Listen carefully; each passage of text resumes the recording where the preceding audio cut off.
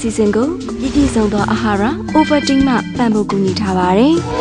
အကောင်းဆုံးမိမိဖြစ်ဖို့ Ovaltine ကိုနေ့တိုင်းရွေးချယ်စို့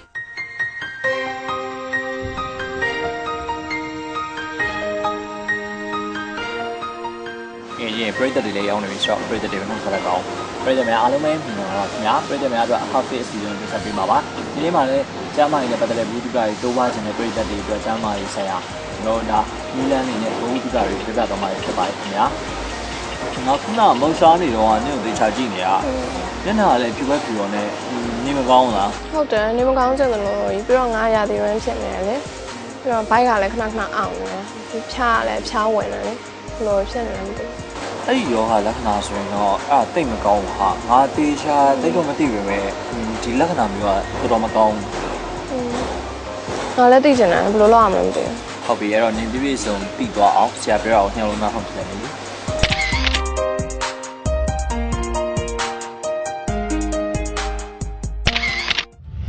ေနောက်ခုဆွေးနွေးမှာတော့ PID လို့ခေါ်တဲ့ Pelvic Inflammatory Disease အကြောင်းဆွေးနွေးပြီးမှဖြစ်ပါတယ်သူကရင်တော့ဆိုရင်အမျိုးသမီးတွေကဒီလိုယောဂဖြစ်ရင်လို့ဆိုတော့ကြောက်ရတယ်ပါတယ်ပြီးတော့ယောဂဝေဒနာခံစားမှုလည်းများပါတယ်ခမ်းမတင်အသက်အန္တရာယ်ထိခိုက်တဲ့ထိပါအနေရှိနိုင်တယ်လို့လည်းတွေ့ရှိရပါတယ်ဒါပေမဲ့အခုဆိုရင်တော့ဒီလိုမျိုးကအခုထုံးနေလည်းရှိပါတယ်တက်တာပြောက်ကြအောင်လည်းလုပ်ပေးနိုင်ပါတယ်တချို့လူတွေမှာတာမန်အကက်ခဲပြောက်ဆေးလေးတွေ energy လေးတွေတောက်ပေးခြင်းအပြင်ဒါတက်တာပြောက်ကြတော့ရပါတယ်တချို့တွေမှာဆိုရင်တော့ဘာလက္ခဏာမှအထွေထူးမပြဘဲနဲ့သူ့ဘက်သူလိုပြောက်သွားတာမျိုးလည်းဖြစ်နိုင်ပါတယ်ဒီမှာယောဂလက္ခဏာ2မျိုးခွဲခြားထားလို့ရပါတယ်ပထမတစ်ခုကတော့အေးမိဖျားသလိုဖြစ်မယ်ခန္ဓာကိုယ်ပူချိန်နဲ့ငယ်ရှိမယ်ပြီးတော့အကက်ခဲပြောက်စေးတောင်းတဲ့လိုမျိုးနားတာပြီးတော့ကိုပူတာတွေရော့သွားနိုင်ပါတယ်ပြီးတော့အမျိုးသမီးတွေဓမ္မတာစဉ်မှာဖြစ်တဲ့ကြိုက်ခဲမှုဟာပုံမှန်သဘောအတိုင်းဖြစ်တတ်တာဖြစ်တဲ့အတွက်ကြောင့်ဒါနဲ့လည်းရော့သွားနိုင်ပါတယ်ပြီးတော့တစ်ခါတည်းမှာပင်မနှွတ်နေတဲ့လက္ခဏာမျိုးတွေတွေ့ရမယ်ပြီးတော့ဘားရောင်တဲ့လက္ခဏာတွေတွေ့ရမယ်ဒါမျိုးနဲ့လည်းတွဲဖက်ပြီးတော့တွေ့ရှိရနိုင်ပါတယ်ဒုတိယတစ်ခုကတော့အဖျားတက်တာပို့ပြီးတော့ပြင်ထန်ပါတယ်ပြီးတော့ချမ်းတုံမယ်ပြီးတော့ခါးကိုက်မယ်ပြီးတော့ပြုတ်အံမယ်ဘိုက်အောင်မယ်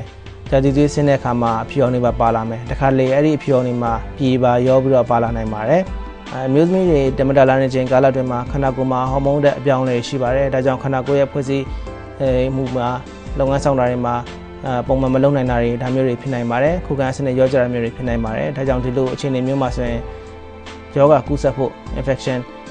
ကူးနိုင်မှုအခွင့်အရေးပိုပြီးတော့များပါတယ်ဒါကြောင့်ပိုပြီးတော့ use site တင်ပါတယ်အခုတော့ငါအလုပ်တွေအရန်ရှုံနေတယ်ပြီးတော့ညနေမှလည်းအိမ်ပြန်ရောက်တယ်မနေ့ဆိုလည်းအစောကြီးထားတယ်အားကြောင့်လည်းအဖျားဝင်တာဖြစ်လိုက်မယ်ခါကလည်းအရန်နာနေအခုဂျာဒီရန်ဆိုတော့လေလေးလို့ထိုင်လုံးဝအဆင်မပြေဒီယောဂရဲ့ဆိုးဝါးမှုကလူတစ်ယောက်နဲ့တစ်ယောက်အသက်အရွယ်ပေါ်မူတည်ပြီးတော့လည်းကွဲပြားခြားနားသွားပါတယ်အသက်40ကျော်အမျိုးသမီးတွေနဲ့အသက်40အမျိုးသမီးမှာဆိုရင်ဖြစ်တဲ့ပုံစံချင်းကွဲပြားနိုင်ပါတယ်ဒါဘာဖြစ်လို့လဲဆိုတော့အသက်ငယ်တဲ့အမျိုးသမီးတွေဆိုရင် resistance ပိုပြီးတော့ကောင်းပါတယ်ခန္ဓာပိုပြီးတော့ရှိပါတယ်ဒါကြောင့်ဒီလိုလူမျိုးတွေဆိုရင်ဖြစ်တာပို့ပြီးတော့ယောဂလက္ခဏာနေတတ်ပါတယ်။အသက်40ကျော်မျိုးသမီးတွေဆိုရင်တော့ယောဂလက္ခဏာတွေပို့ပြီးတော့ခံစားရတာတွေ့ရှိရပါတယ်။ဒါပေမဲ့ကျွန်တော်ရှေ့တုန်းကပြောခဲ့တဲ့ chronic pelvic inflammatory disease လို့ခေါ်တဲ့ရေရှည်ဖြစ်နိုင်တဲ့ယောဂတွေကတော့အသက်ငယ်တဲ့အမျိုးသမီးတွေပို့ပြီးတော့များပါတယ်။ဒီလိုမျိုးယောဂအရွယ်မတိုင်ခင်လိမ့်ဆက်ဆန်ခြင်းကြောင့်ကူးစက်တတ်တဲ့ဖြစ်တတ်တဲ့ဆိုတာလည်းတွေ့ရှိကြရသိရပါတယ်။ပြီးတော့အမျိုးသမီးတွေနဲ့ဓမ္မတာလာတဲ့အချိန်မှာ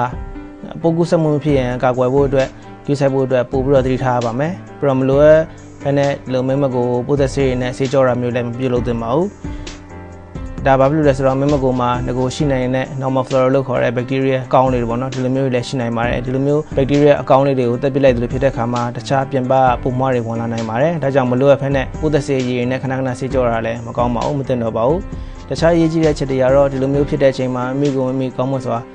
ပြည်သူစောင့်ရှောက်ဖို့အရေးကြီးပါတယ်။ဒီကတော့ကောင်းမွန်စွာအနားယူပေးရမယ်။ပြီးတော့တရက်ကိုအနည်းဆုံး8နာရီလောက်အိပ်ဆက်အနားယူဖို့တင်တော့ပါတယ်။ဒီချိန်မှာပင်ပန်းစွာလှုပ်တာတွေကိုတက်နိုင်သလောက်ရှောင်ကျဉ်ပေးရပါမယ်။ပြီးတော့အကျိုးရှိမယ်မိကိုမိခန္ဓာကိုယ်ဖွံ့ဖြိုးနိုင်မယ်။ပြီးတော့ယောဂကောက်ွယ်နိုင်မယ်။ဒီလိုမျိုးအာဟာရဓာတ်တွေပြေဝစွာပါဝင်တဲ့အစာအာဟာရအုပ်စု9အုပ်စုတင်းနဲ့မြတ်တအောင်စားတောက်ပေးရပါမယ်။ပြီးတော့အစာကြေလိုတဲ့အစာတွေကိုလည်းစားတောက်ပေးဖို့အရေးကြီးပါတယ်။ပြီးတော့စစ်လိပ်အရက်ဓာတ်တွေတောက်သုံးရလည်းလုံးဝရှောင်ကျဉ်ထားပေးသင့်ပါတယ်။အခုတော့ဆေးတောက်ပြီးတော့အနားယူကြည့်လိုက်အောင်မယ်အကယ်၍မသက်တာအောင်ဆိုတော့မှဆရာမသွားပြကြတာပေါ့နော်လိုက်ခဲ့ပြီအောင်လိုက်ဖို့မှာပေါ့တကယ်ချင်းဒီကလိုမသက်တာအောင်ဆိုလို့ရှိရင်ဒါဆရာဝန်နဲ့သွားပြီးတိုင်းပြီးတော့ဒီစနစ်တကျနဲ့ကုသတာအကောင်းဆုံးပဲလေပြီးတော့နေအခုလိုမျိုးခံစားနေရတဲ့အချိန်မှာဘာဖြစ်ဒါအားရည်လည်းနေလာမယ်အားရှိဖို့လည်းလုပ်မယ်ပေါ့နော်အဲ့တော့အားရှိစီဖို့လက်ဆောင်လည်းပေးခဲ့ခြင်းပဲရဲ့ရှော့ပါနေရာတော့နေရာချမ်းပါစေမဲ့ပုံပချင်း ပြည်သက်များခင်ဗျာပြည်သက်များအတွက်ဒီနေ့ half face နဲ့ဒီစမ်းမှာဆိုလို့ရှိရင်ပြည်သက်တွေအတွက်ကျမ်းမာပျော်ရွှင်တဲ့ဘဝတွေကိုဖန်တီးနိုင်စေဖို့အတွက်ဘုဒ္ဓတာတွေကိုဝေမျှပေးခဲ့တာပြည်သက်တွေအထူးပဲကျေနပ်လိမ့်မယ်လို့ယူဆပါတယ်ခင်ဗျာအားပေးကြည့်ရှုပြည်သက်များအားလုံးကျေးဇူးအထူးပဲတင်ရှိပါတယ်ကျွန်တော်မနေ့ကပြန်လာခဲ့ပါမယ်ကျွန်တော်ပြည်သက်များအားလုံးတတာဒီ season ကိုပြည့်စုံသောအာဟာရ Ovaltine မှပံ့ပိုးကူညီထားပါတယ်အကောင်းဆုံးမင်းမဖြစ်ဖို့ Ovaltine ကိုနေ့တိုင်းရွေးချယ်စို့